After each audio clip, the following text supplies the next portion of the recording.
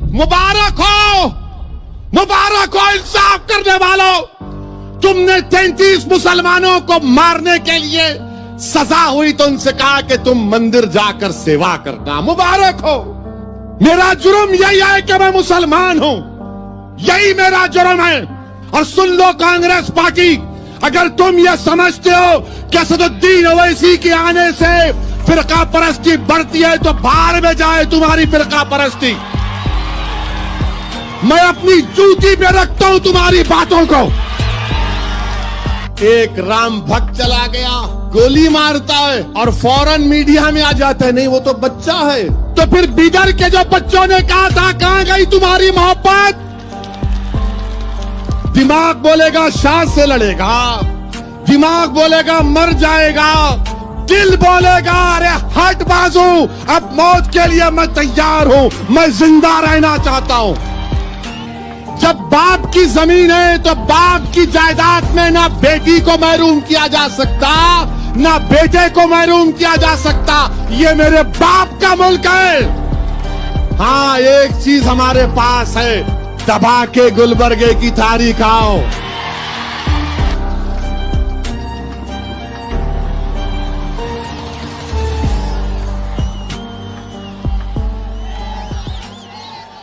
मेरे अजीज दोस्तों और बुजुर्गों, मेरी इज्जतदार मां और बहनों, अब होगा क्या? एनपीआर जब होगा तो घर पर आकर ये लेके चले जाएंगे नाम वाम लिखकर।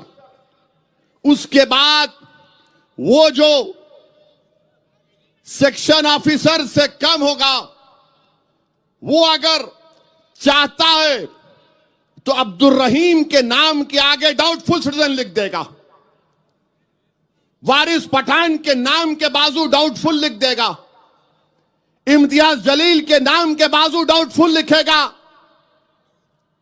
हमारे कर्नाटका के सदर, उनके नाम के आगे डाउटफुल लिख देगा।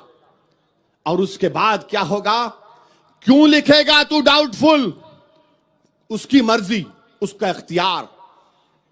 मैं मजाक करने के लिए नहीं कह रहा हूं, सच सच बयान कर रहा हूं। उसकी मर्जी है, लिख देगा और कहेगा अब्दुल रहीम तू डाउटफुल सिटीजन है, बताओ, अब अपनी शहरियत साबित करो। अब्दुल रहीम को दौड़ना पड़ेगा, कागज लाना पड़ेगा, दादा का परदादा का वजूद दिखाना पड़ेगा गुलबर्गे में। चलिए वो हो गया। उसके बाद गुलबर्गे में एक लोकल रजिस्टर बनाई जाएगी और गुलबर्गे की बल्दिया में लोकल रजिस्टर चिपका दी जाएगी। और उस पर कोई भी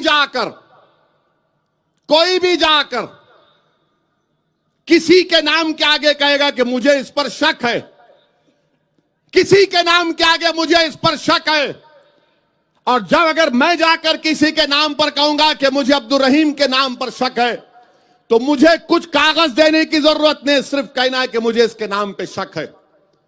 उसके ऊपर फिर अब्दुल रहीम से पूछा जाएगा, चलिए आइए अब आप अपनी शहरियत साबित करिए। यह कानून है, और अगर नहीं साबित करेंगे तो एनआरसी हो जाएगा।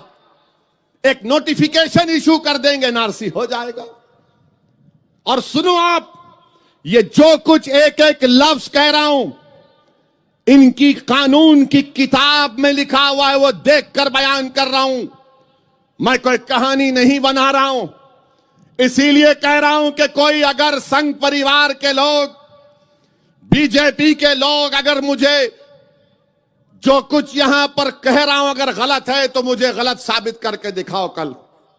कि अच्छा से अच्छा अगर काम भी होगा, 8 करोड़ लोगों के नाम नहीं आएंगे। ये एक्सपर्ट्स लिख रहे हैं, माहिरीन लिख रहे हैं, बेहतरीन से बेहतरीन काम होगा, 8 करोड़ लोगों के नाम नहीं आएंगे। जब ये पढ़ा तो मेरे आंख में आंसू आ गए कि अगर जिसको मैं जानता हूं, जो मेरे रिश्तेदार हैं, जो मेरे हैदराबाद की वोटर हैं, जिनसे मुझे मोहब्बत है, जो आप यहां पर आए, अगर खुदा की कसम इसमें से एक मुसलमान का भी नाम नहीं आएगा तो मैं क्या करूं बताओ? अगर मेरी एक बहन का नाम नहीं आएगा तो मैं क्या करूं बताओ? यहां पर तो माहिरीन लिख रहे हैं कि 8 करोड़ बेहतरीन से बेहतरीन काम होगा। तो इसीलिए ये इनकी साजिश है।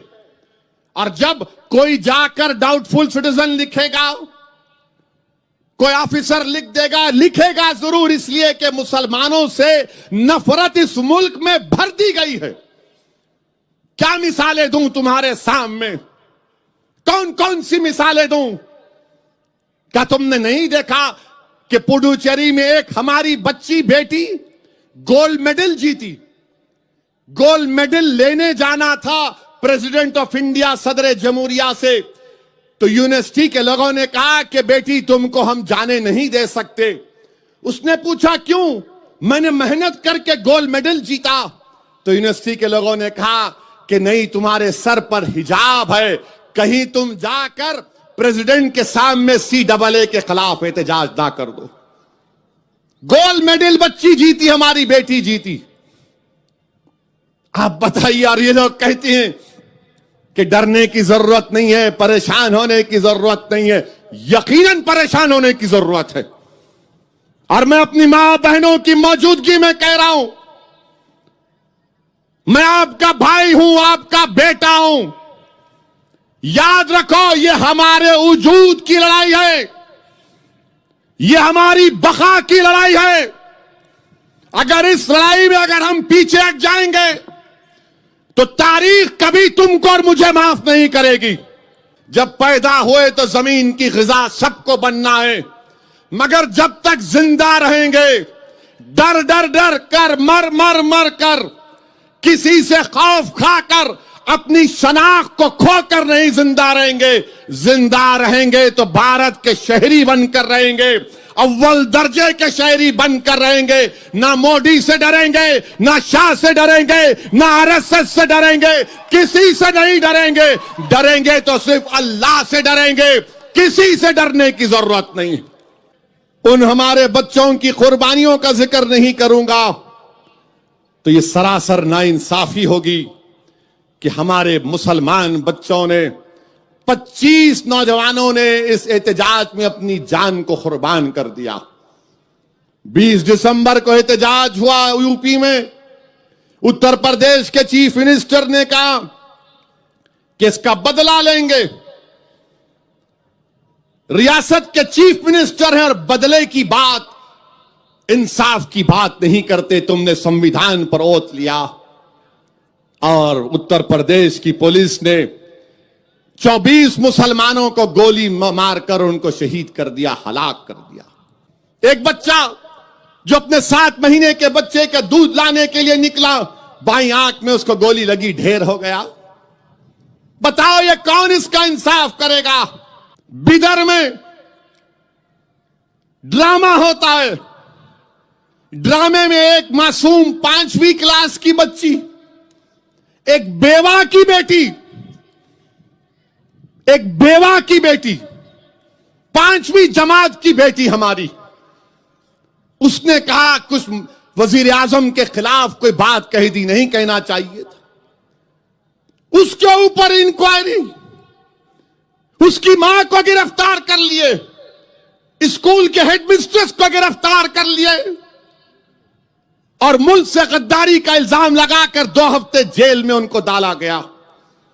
क्या सिर्फ ड्रामा किया गया था बच्चों ने? बच्चे अपने मां की, बाप की बात नहीं सुनते, शरीर होते बच्चे।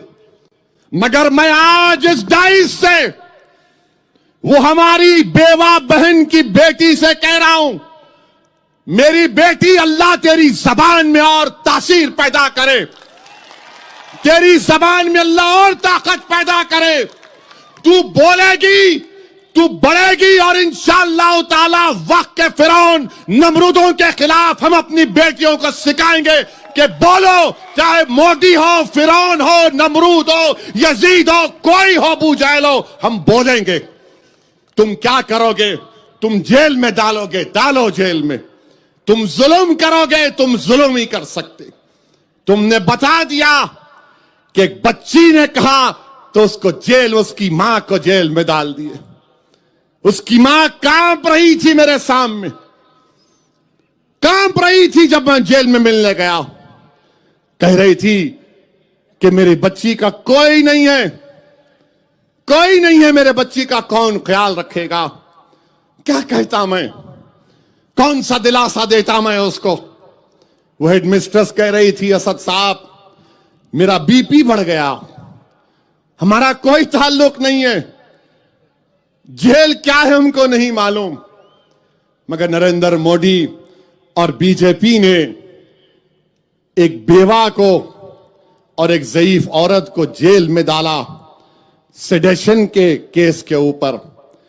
मेरे अजीज दोस्तों और बुजुर्गों, क्या जुल्म है ये, क्या इंसाफ है ये कि गुजरात में जिसने 33 मुसलमानों को काटा, जिसने गुजरात में 33 मुसलमानों को काट कर हलाक किया, कोर्ट ने सजा दी। मुबारक हो, मुबारक हो इंसाफ करने वालों, तुमने 33 मुसलमानों को मारने के लिए सजा हुई तो उनसे कहा कि तुम मंदिर जाकर सेवा करना। मुबारक हो, मुबारक हो कि माया कोटनानी और बाबू बजरंगी, जिन्होंने हामिला मुस्लिम महिलाओं के पेट को काट कर उनको मारा, कोर्ट ने सजा दी, वो बेल पर है। मुबारक हो इंसाफ करने वालों, मुबारक हो। और हमारे मुकद्दर में हमारी बहनों को सेडेशन का चार्ज एनएसए लगता है। वो डॉक्टर कफील के ऊपर डॉक्टर है और एनएसए लग जाता है। मुबारक हो, मुबारक हो, तुम इंसाफ कर रहे हो, तुम इंसाफ कर रहे हो, हम देख रहे हैं। मगर खुदा की कसम हम नहीं भूलेंगे इसको, तुम्हारा इंसाफ, तुम्हारा जुल्म हम नहीं भूलेंगे, हम इसको याद रखेंगे।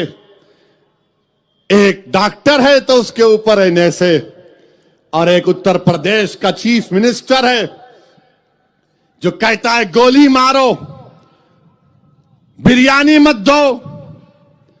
और एक मिनिस्टर है मोदी की कैबिनेट का जिसका नाम अनुराग ठाकुर है, वो कहता है कि देश के गद्दारों को गोली मारो।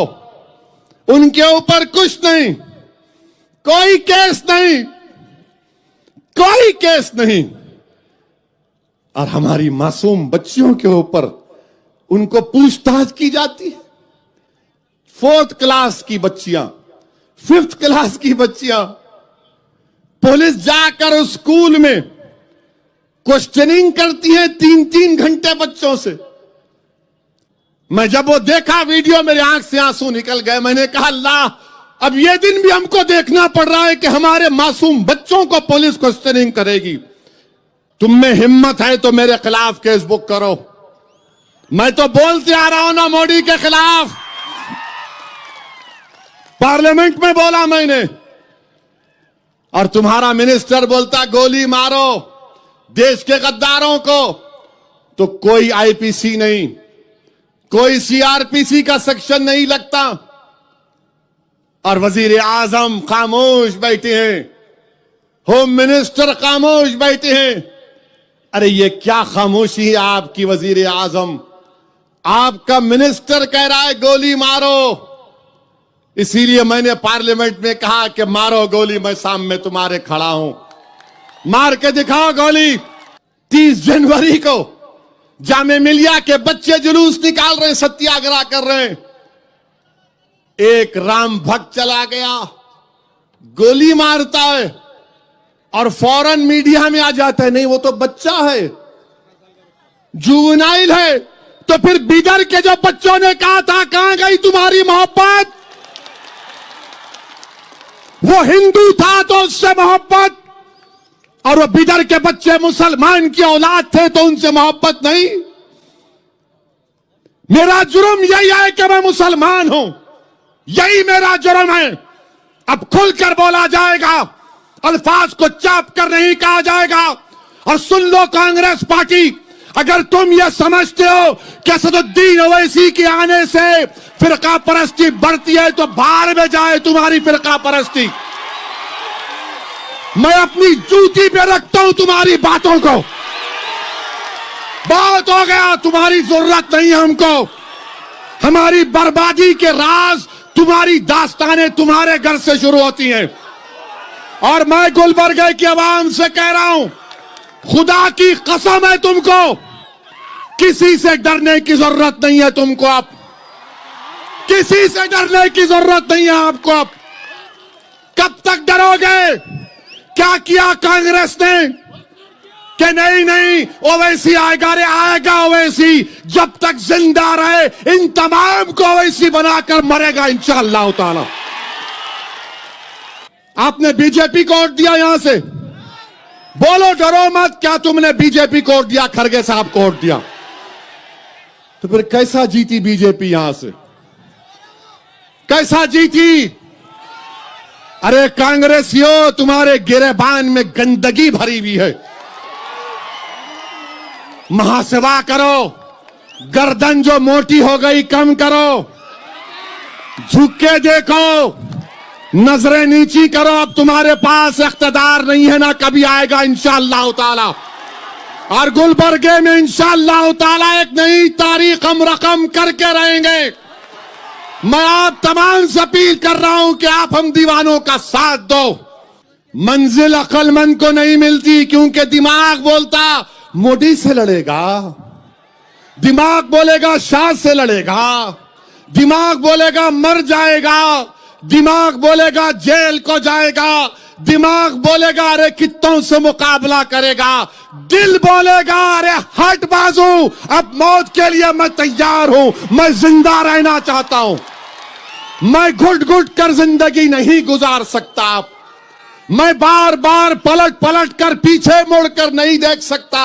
अरे कौन आ रहा, कौन आ रहा? अब कोई कुछ आने वाला नहीं है।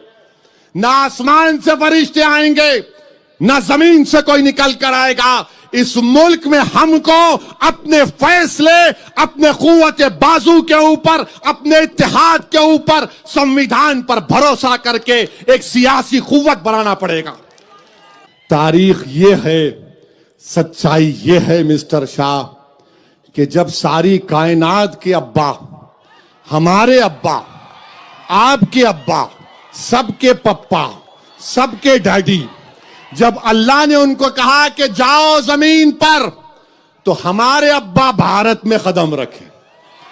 और हमारे अब्बा का नाम हजरत आदम अलैहिस्सलाम। जब अब्बा जमीन पे कदम रखे, जब अब्बा जमीन पे कदम रखे, तो जमीन किसकी हुई? जमीन किसकी हुई? बोलो, जमीन बाप की हुई नहीं हुई? जब बाप की जमीन है तो बाप की जायदाद में ना बेटी को महरूम किया जा सकता, ना बेटे को महरूम किया जा सकता। ये मेरे बाप का मुल्क है और कोई ताकत मुझे यहां पर दूसरे दर्जे का शहरी नहीं बना सकती। कांग्रेस बोलेंगे कुछ मत बोलो मियां, खामोश बैठो, कुछ मत बोलो।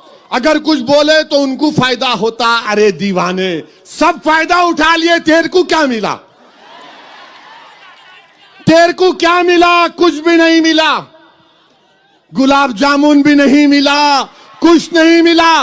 हां, एक चीज हमारे पास है, दबा के गुलबर्गे की थारी खाओ, दबा के खाओ। आज दोपहर में खाया अब्दुल रहीम के पास में, फुल मजे की थी। पूछ के पूछा, मला बताओ नंबर 1 है या नंबर 2 है? तो बोले नहीं साहब, इसमें नहीं, नो प्रॉब्लम। क्या है आपके पास? देखिए आपने कि आप पार्टी ने कह दिया हनुमान के हम भक्त हैं, बीजेपी राम की भक्त है, कांग्रेस शिवा की भक्त है।